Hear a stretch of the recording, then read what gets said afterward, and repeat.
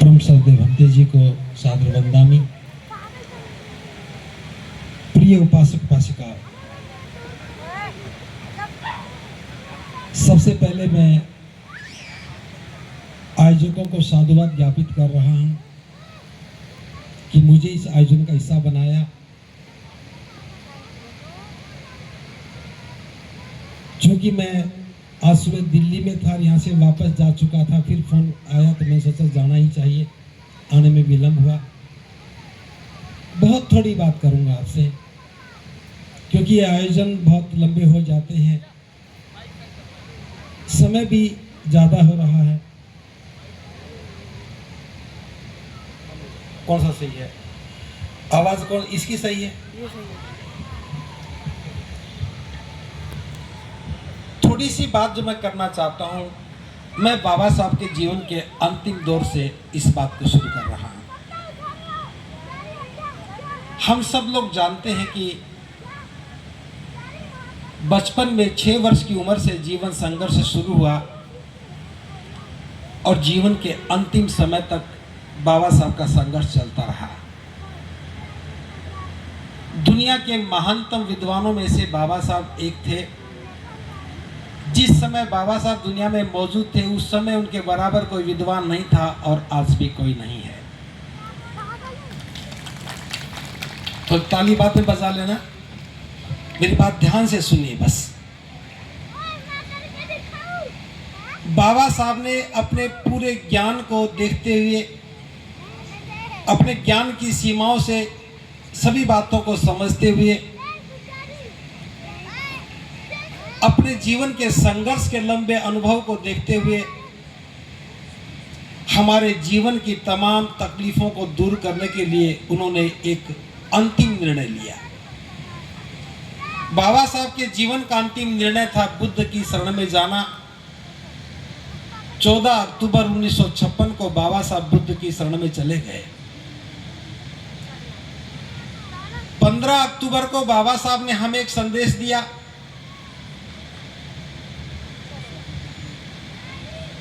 उस संदेश में बाबा साहब ने कहा, बौद्ध बनना ही काफी नहीं है, बौद्ध धर्म का प्रचार और प्रसार करना भी हमारी नैतिक जिम्मेदारी है। मेरा प्रश्न सिर्फ इतना है आप लोगों से कि हम सब लोग बाबा साहब के अनुयायी हैं, इसमें कोई संदेह नहीं। हम सब लोग बाबा साहब के कारण ही आज यहाँ बैठे हैं, इसमें भी कोई संदेह नहीं। हमारा जीवन जो सजा है, संवरा है, गौरवान्वित हुआ है, हमें जो अधिकार मिले, सब बाबा साहब की देन है। तो क्या ये नहीं होना चाहिए था कि जो बाबा साहब के जीवन का अंतिम निर्णय था, हमारे जीवन की शुरुआत उसी से होनी चाहिए थी। हमारे जीवन का पहला निर्णय यही होना चाहिए था कि हमें बुद्ध की शरण में जाना है। हर व्यक्ति अपनी उम्र से हिसाब लगा सकता है, उसने बाबा साहब की कितनी जयंतियां मनाई। मैं तो फक्र से कह सकता हूं कि मेरा ये 60वां वर्ष है कि मैंने बाबा साहब की जयंती को देखा है और मैं बुद्ध की शरण में हूं। हम हर वर्ष जयंतियां मनाते हैं, बाबा साहब की बात करते हैं, बाबा साहब ने ये किया, बाबा साहब ने अधिकार दिए, सारी बातें करते हैं। मैं विद्वान नहीं हूं, मैं विद्वता की बात नहीं करता हूं, मैं बहुत साधारण सी बात करता हूं। थोड़ा सोचकर देखिए, बाबा साहब की उस पीड़ा को अनुभव करके देखिए। जिस जुल्म और ज्यादतियों को बाबा साहब ने सहन किया, मेरे जीवन में वो जुल्म और ज्यादतियां ना हो, उसका इलाज बाबा साहब करके गए। जहां जहां बाबा साहब को अपमान का घूंट पीना पड़ा, उस अपमान का शिकार आने वाली पीढ़ियां ना हो, बाबा साहब उसका इलाज करके गए। नौकरी करते हुए बाबा साहब के सामने जो परिस्थितियां पैदा हुई, 10 वर्ष नौकरी करने का अनुबंध था सयाजी जी गायकवाड़ महाराज जी के साथ, और 10 दिन नौकरी करके 11वें दिन छोड़ करके आ गए। लेकिन आने वाली पीढ़ियों को बीच में इस्तीफा देना ना पड़े, इसकी व्यवस्था करके बाबा साहब हमसे बीच में विदा हुए। मैं कह सकता हूं, जिस जुर्म और ज्यादती को, अपमान को बाबा साहब ने सहा, हमारे जीवन में वो अपमान ना हो, जुर्म ज्यादती ना हो। देश के संविधान में उसका इलाज करके बाबा साहब दुनिया से विदा हुए। तो क्या उनके जीवन की एक महत्वपूर्ण परिसंकल्पना, वो हमें जहां देखना चाहते थे उस विचार पर क्या चर्चा नहीं होनी चाहिए? बाबा साहब भारत को बौद्ध में देखना चाहते थे, क्या हमारे बिना बौद्ध बने बाबा साहब की बौद्ध में भारत की परिसंकल्पना पूरी हो जाएगी? हम सभी लोग हिंदू बने रहे, जातियों का पोषण करते रहे, जातियों को मानते रहे, बाबा साहब का जन्मदिन मनाते रहे, क्या ये अपने आप में एक भद्दा मजाक नहीं है? मैं ये बात इसलिए कह रहा हूं, बाबा साहब की दुनिया से जाने के बाद हमसे बहुत बड़ा अनर्थ हुआ है।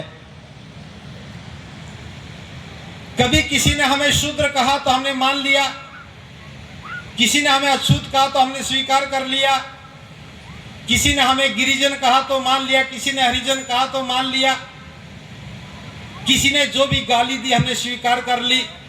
इनमें एक भी नाम ऐसा नहीं था जो हमने दिया हो या हमारी पसंद का हो या हमसे पूछा गया हो। आज कोई दलित कहता है, कोई शोषित कहता है, कोई पीड़ित कहता है, ये डिग्रियां नहीं है, ये उपमाएं नहीं है, ये पुरस्कार भी नहीं है, प्रशस्ति के शब्द भी नहीं है, ये सारे अपमानित होने वाली बातें हैं। तो क्या भी ये समय नहीं आना चाहिए कि हम तय करें कि हमें समाज क्या बोले, हम तय करें कि हमारी पहचान क्या हो? और ये बात बाबा साहब बता करके गए थे कि हमें बौद्ध ही बनना होगा अपने स्वाभिमान के लिए, सम्मान के लिए और आने वाली पीढ़ियों की सुरक्षा के लिए।